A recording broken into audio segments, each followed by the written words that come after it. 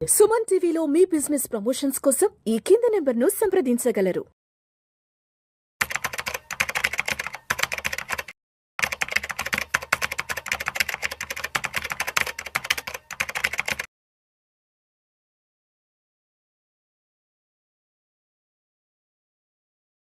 Welcome to Vishnu talks. నేను మీ విష్ణు. ప్రస్తుతం నాతో పాటు certified financial planner Tumma Balaraj గారు ఉన్నారు. వారితో మాట్లాడదాం. సార్, తుమ్మా బాలరాజ్ గారు నమస్తే. సార్ నమస్తే అండి. చాలామంది పేరెంట్స్ ఏం చేస్తున్నారంటే, అరే బాబు నీ జాబ్ వచ్చేసింది కదా, సో జాబ్ వచ్చిన ఫస్ట్ 1 to 2 ఇయర్స్లోనే వెంటనే లోన్ పెట్టేసేసి ఒక 50 లక్షలు ₹1 కోటి లోన్ పెట్టేసేసి ఫస్ట్ ఇల్లు కొనేసేసి, బంధువులు ఇదే చెప్తారు, ఊరల్లో ఇదే చెప్తారు, బాబు నీకు మంచి సాఫ్ట్వేర్ జాబ్ వచ్చింది కదా, వెంటనే నువ్వు ఇల్లు తీసేసుకో.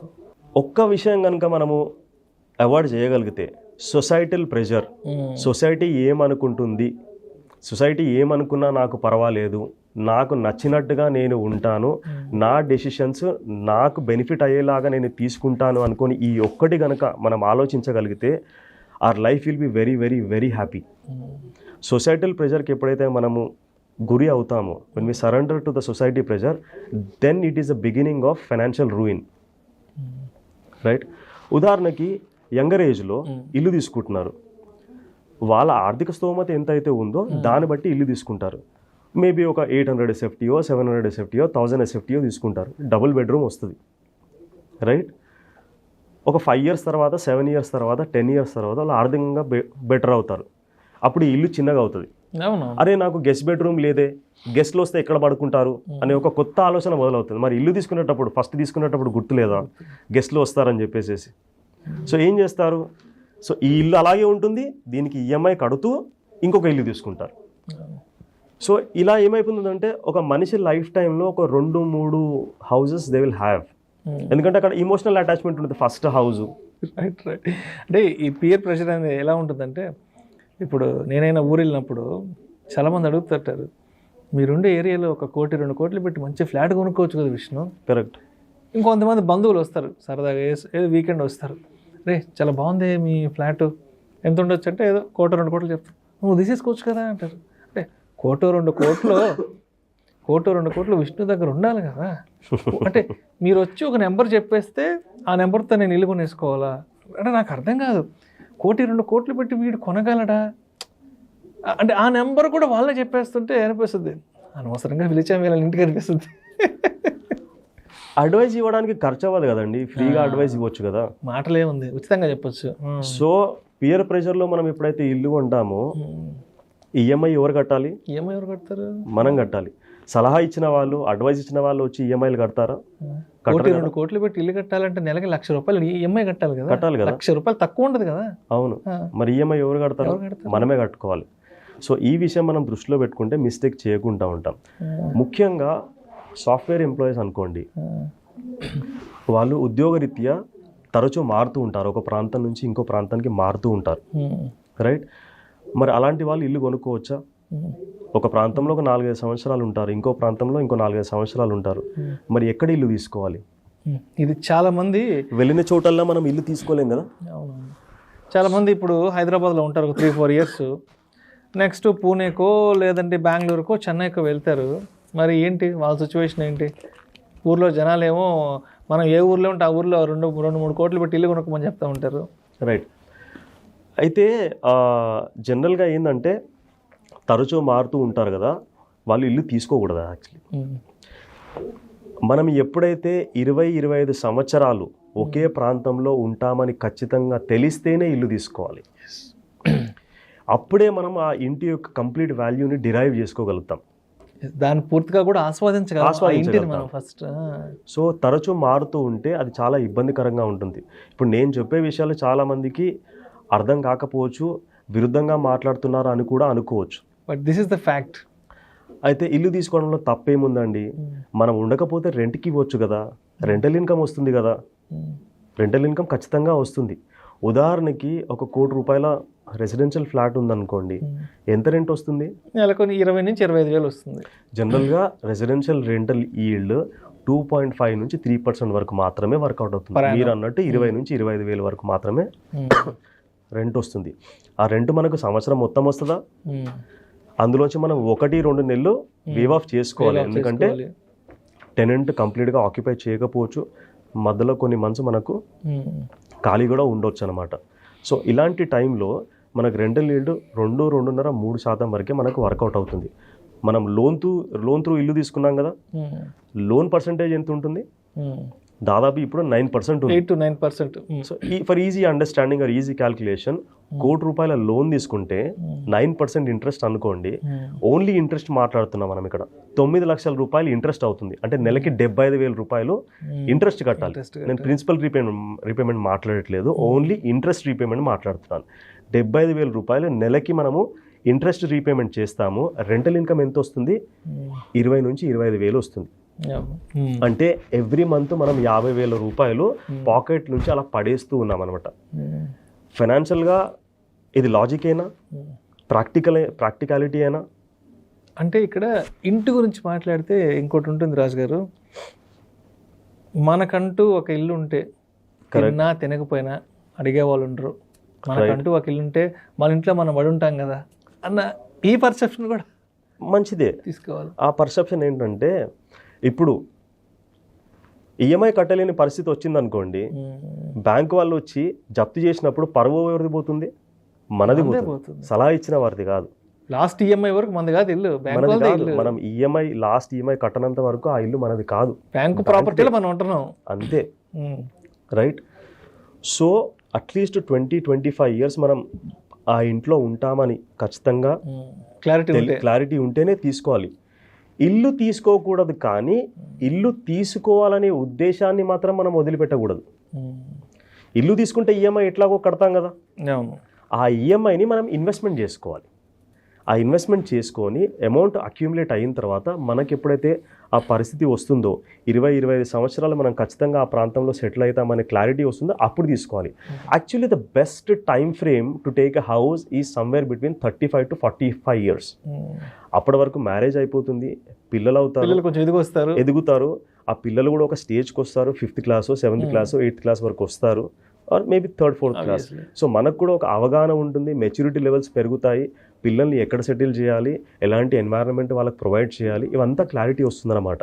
సో 35 to 45 years మధ్యలో ఇల్లు తీసుకుంటే మన స్థాయి ప్రకారము, మన స్టాండర్డ్ ప్రకారము, మనం సొసైటీలో ఏ స్టాండింగ్ అయితే ఉందో దాని ప్రకారం మనం ఇల్లు తీసుకోవడానికి వీలవుతుంది. యంగర్ ఏజ్లో డెట్ ట్రాప్లో మనం వెళ్ళామనుకోండి, జాబ్ నచ్చకపోయినా ఈఎంఐ గుర్తుకొస్తుంది కాబట్టి మనం ఖచ్చితంగా అదే జాబ్ కంటిన్యూ చేయాల్సిన అవసరం ఉంటుంది. So house, if you are staying in that particular place for at least 20-25 years, అప్పుడే ఇల్లు తీసుకోవాలి. లేదంటే మనం ఆ ఈఎంఐ అమౌంట్ ఏమైతుందో దాన్ని రెగ్యులర్గా ఇన్వెస్ట్మెంట్ చేసుకుంటూ ఆ సందర్భం ఎప్పుడైతే వస్తుందో, ఆ సిచ్యువేషన్ ఎప్పుడైతే వస్తుందో అప్పుడు ఇల్లు తీసుకోవాల్సిన అవసరం ఉంటుంది.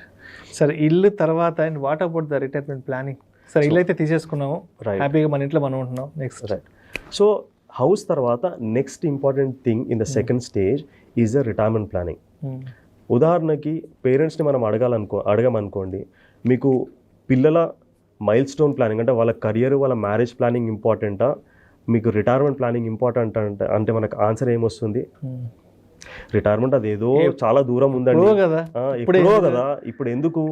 పిల్లలు చాలా బాగా ఉండాలి, మంచిగా అభివృద్ధి చెందాలి, వాళ్ళ భవిష్యత్తు బాగా ఉండాలి, మంచిగా సెటిల్ అవ్వాలి, అబ్రాడ్ వెళ్ళాలి, సో పిల్లలే మా సర్వస్వం అని అనుకుంటారు. రైట్. సరే, పిల్లలే మన సర్వస్వం, నో డౌట్ అబౌట్ ఇట్. పిల్లలు చూసుకుంటారా మనం రిటైర్మెంట్ అయిన తర్వాత? గ్యారంటీ లేదు. సరే, పిల్లలు చూసుకునే సిచ్యువేషన్ ఉన్నా కానీ తల్లిదండ్రులు ఇష్టపడతారా పిల్లలు చూసుకోవడానికి?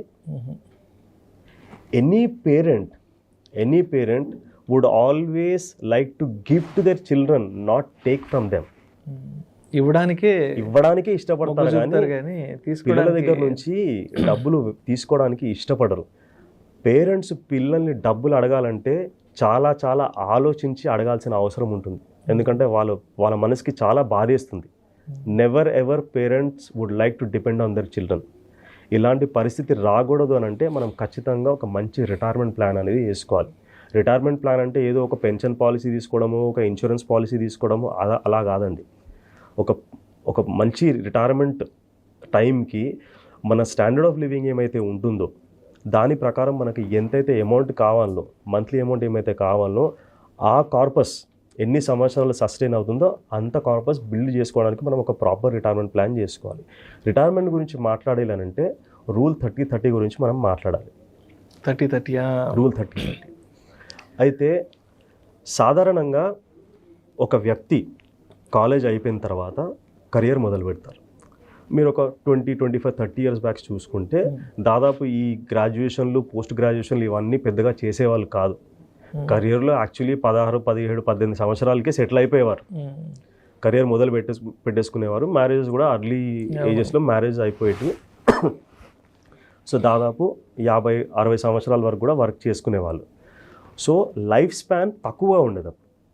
సో దాదాపు 18-20 సంవత్సరాలకి కెరియర్ మొదలు పెడితే 60 సంవత్సరాల వరకు వర్క్ చేసేవాళ్ళు. అంటే 40 సంవత్సరాల earning span. Post retirement life use to be hardly 5-10 years. అంటే 65-70 సంవత్సరాల వరకే జీవించి ఉండేవాళ్ళు అనమాట. సో అర్నింగ్ స్పాన్ 40 సంవత్సరాలు అయితే post retirement life use to be 5 or 10 years. పెద్దగా ఇబ్బంది ఉండేది కాదు, ఎందుకంటే అవసరాలు కూడా చాలా తక్కువగా ఉండేది. ఇంత ఎక్స్పోజర్ లేదు కదా అప్పుడు. కానీ ఇప్పుడు ఎలా, కాలేజ్ కంప్లీట్ కావాలి, గ్రాడ్యుయేషన్ కంప్లీట్ కావాలి, పోస్ట్ గ్రాడ్యుయేషన్ కంప్లీట్ కావాలి, ఇంకొన్ని స్పెషలైజేషన్ కోర్సెస్ ఏమైతే ఉంటాయో అవి చేయాలంటే అవన్నీ చేయాలి.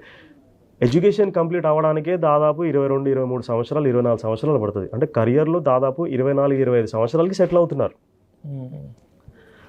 వర్క్ చేసే స్పాన్ ఏమైతే ఉందో ఎవరినైనా మనం అడిగామనుకోండి, మీరు హ్యాపీగా ఎన్ని సంవత్సరాల వరకు వర్క్ చేస్తారనంటే ఏమొస్తుంది ఆన్సర్ మనకు? నేను 60 సంవత్సరాల వరకు హ్యాపీగా వర్క్ చేస్తాను అనే వాళ్ళు ఎంతమంది ఉంటారు? చాలా తక్కువ మంది. చాలామంది they want to retire from their regular job or whatever they are doing on a regular basis. 50-55 సంవత్సరాల వరకు రిటైర్మెంట్ అయిపోవాలనుకుంటున్నారు. దాని తర్వాత they want to do something else. అంటే 25 సంవత్సరాలకి కెరియర్ మొదలు పెడితే 55 సంవత్సరాలు, 55-60 సంవత్సరాలు, 55 అనుకోండి, 30 సంవత్సరాల కెరియర్ స్పాన్ ఉంటుంది. 55 సంవత్సరాలకి రిటైర్మెంట్ అవుతే పోస్ట్ రిటైర్మెంట్ లైఫ్ ఈ రోజుల్లో మనం 80-85-90 సంవత్సరాల వరకు జీవించే అవకాశం ఉందా?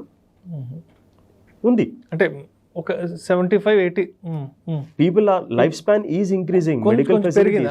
Medical facilities are getting enhanced, advanced అయింది. మనం సింగిల్ పీస్ గా ఉంటామా, whether we live as a vegetable, that's a different thing. But people are living beyond 80, 85 and 90. 85 సంవత్సరాల వరకు జీవిస్తే 55-85 సంవత్సరాలు అంటే 30 సంవత్సరాలు మనము ప్యాసివ్ ఇన్కమ్ కావాలి మనకు. 30 సంవత్సరాలు యాక్టివ్ అర్నింగ్స్ ఉంటాయి. ఆ 30 సంవత్సరాల్లో మనం ఇన్వెస్ట్మెంట్ చేసుకొని 30-35 సంవత్సరాల్లో ఇన్వెస్ట్మెంట్ చేసుకొని ఆ రిటైర్మెంట్ కార్పస్ డెవలప్ చేసుకొని నెక్స్ట్ 25-30 ఇయర్స్ వరకు మనం ఆ రెగ్యులర్గా ఇన్కమ్ వచ్చేటట్టు చూసుకోవాలి. అందుకోసమే it is very very important to have a proper retirement plan in place. So రిటైర్మెంట్లో అయిపోయిన తర్వాత then comes children's milestone planning. So ముఖ్యంగా మనం రెండు విషయాల గురించి మాట్లాడాలంటే రిటైర్మెంట్ ప్లానింగ్కి ఎక్కువ ఇంపార్టెన్స్ ఇవ్వాలన్నా, చిల్డ్రన్స్ మైల్ స్టోన్ ప్లానింగ్కి ఎక్కువ ఇంపార్టెన్స్ ఇవ్వాలంటే రెండింటికి ఈక్వల్ ఇంపార్టెన్స్ ఇవ్వాలి. ప్రైమరీ రిటైర్మెంట్ ప్లానింగ్కే ఇవ్వాలి.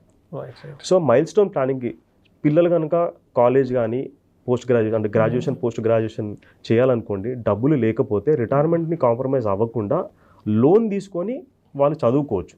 Let the children repay their education loan. మనం ఎట్టి పరిస్థితుల్లో రిటైర్మెంట్ కాంప్రమైజ్ అవ్వడానికి వీల్లేదు. So first stage, second stage అయిపోయిన తర్వాత ఫైనల్ స్టేజ్లో financial freedom. Final. So everybody would like to be financially free. Financial freedom అంటే ఏంటి? మన నెలవారీ ఖర్చులు ఏమైతే ఉంటాయో ఆ ఖర్చులు మన ఇన్వెస్ట్మెంట్ ఇన్కమ్ తీర్చగలిగితే దాన్ని మనం ఫైనాన్షియల్ ఫ్రీడమ్ అంటాం. ఉదాహరణకి జస్ట్ ఫర్ ఎగ్జాంపుల్ సేక్, మన దగ్గర ఒక 25 లక్షల రూపాయలు సర్ప్లస్ మనీ ఉందనుకోండి. మన గోల్స్ కన్నీ ఇన్వెస్ట్మెంట్ చేసిన తర్వాత 25 లక్షల రూపాయలు సర్ప్లస్ మనీ ఉంది. మన మంత్లీ ఎక్స్పెన్సెస్ 20,000 అనుకోండి. 20,000 దేనికి సరిపోవు, ఎగ్జాంపుల్ చెప్తున్నాను నేను. నెలకి 20,000 రూపాయలు అయితే సంవత్సరానికి 2,40,000 రూపాయలు మనకు యాన్యువల్ ఎక్స్పెన్సెస్ అవుతాయి. ఈ 25 లక్షల రూపాయలు కనుక మనం 10% వచ్చేటట్టు ఇన్వెస్ట్మెంట్ చేసామనుకోండి, అది మనకు దాదాపు 2,50,000 రూపాయలు ఇన్కమ్ క్రియేట్ చేస్తుంది. రైట్? ఈ 2,50,000 రూపాయలు ఇన్కమ్ ఏమైతే క్రియేట్ చేస్తుందో నెలకి ఎంత అవుతుంది? 21,000 వస్తుంది. అంటే ఆ ఇన్వెస్ట్మెంట్ ద్వారా వచ్చే ఇన్కమ్ ఏమైతే ఉందో అది మన మంత్లీ ఎక్స్పెన్సెస్ని తీర్చుకోగలుగుతుంది. What does it mean? Actually we don't have the pressure to earn money. ఎందుకంటే మన అవసరాలు ఏమైతే ఉన్నాయో మన ఇన్వెస్ట్మెంట్ ఇన్కమ్ తీరుస్తుంది అనమాట. సో చాలా వరకు మెనీ ఆఫ్ ద చాలామంది పాపులేషన్ ఎవరైతే ఉంటారో if they plan well 7 to 8 yearsలో ఆర్ మేబీ 8 to 10 yearsలో they can be financially free. ఒక ₹1,00,000 మనం ఇన్వెస్ట్మెంట్ చేసామనుకోండి నెలకి, గోల్స్కి కాకుండా సపరేట్గా నెలకి ₹1,00,000 ఇన్వెస్ట్మెంట్ చేస్తే అది 12% కనుక రిటర్న్ జనరేట్ చేసింది అనుకోండి, మనం ఒక 7 to 8 yearsలో ఎవ్రీ మంత్ ఆ 1 lakh మనం ఎర్న్ చేసుకోనికి వీలవుతుంది. మనకు కూడా ఒక సైజబుల్ కార్పస్ జమ అవుతుంది. ఆ కార్పస్ కూడా దాదాపు ఒక నెలకి ₹1,00,000 మనకు ఎవ్రీ మంత్ ఇన్కమ్ రిటర్న్ చేసే విధంగా ప్లాన్ చేసుకోవచ్చు. సో మనం చూస్తే first stage, second stage and final stage, 3 stages of financial planning. Thank you sir, thank you so much. Tumma Balaraj గారు, థ్యాంక్ యూ అండి. ఫైనాన్షియల్ ప్లానింగ్కి సంబంధించి ఒక కంప్లీట్ గైడ్, ఒక వికీపీడియాలో ఉన్నంత కంటెంట్ని ఇవాళ మనకి ఆడియన్స్కి ఒక ఈ వీడియో ద్వారా అందించారు. అండ్ ఇన్ని సంవత్సరాలుగా అందరూ మీ ఆర్టికల్స్ని చదివారు ఇవాళ నుంచి, అండ్ ఈ వీడియోస్ ద్వారా వాళ్ళు మిమ్మల్ని చూడబోతున్నారు అండ్ మీ మాటలు వినబోతున్నారు sir. Thank you so much sir. I'm looking forward for it. Thank you sir. Thank you sir. Thank you.